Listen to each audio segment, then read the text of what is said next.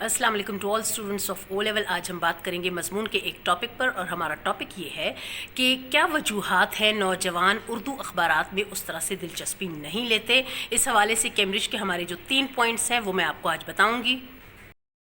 پہلا پوائنٹ ہے نوجوان اردو اخبارات کیوں نہیں پڑھتے. ہمارا دوسرا پوائنٹ ہے کس قسم کی چیزیں شامل کی جائیں کہ نوجوانوں کو راغب کیا جائے. اور ہمارا تیسرا پوائنٹ ہے اخبارات کو بہتر بنانے کے لیے کیا تجاویز دیتے ہیں آپ.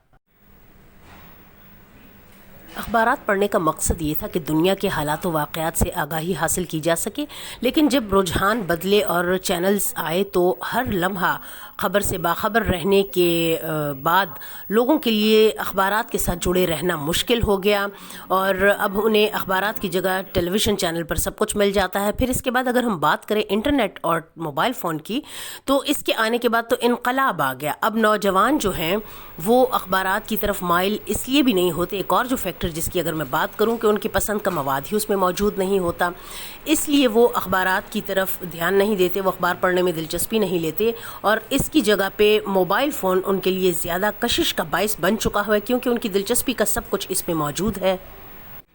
نوجوانوں میں اردو اخبارات میں دلچسپی پیدا کرنے کے لیے سائنس اور ٹیکنالوجی پر مبنی مضامین شامل کیے جائیں، اور اس کے ساتھ ہی ساتھ کھیلوں کے حوالے سے جو خبریں ہیں وہ اخبارات کی زینت بنائی جائیں تاکہ نوجوان اس جانب راغب ہو سکیں. اردو اخبارات میں یوتھ ایڈیشن شائع کر کے نوجوانوں کی توجہ حاصل کی جا سکتی ہے.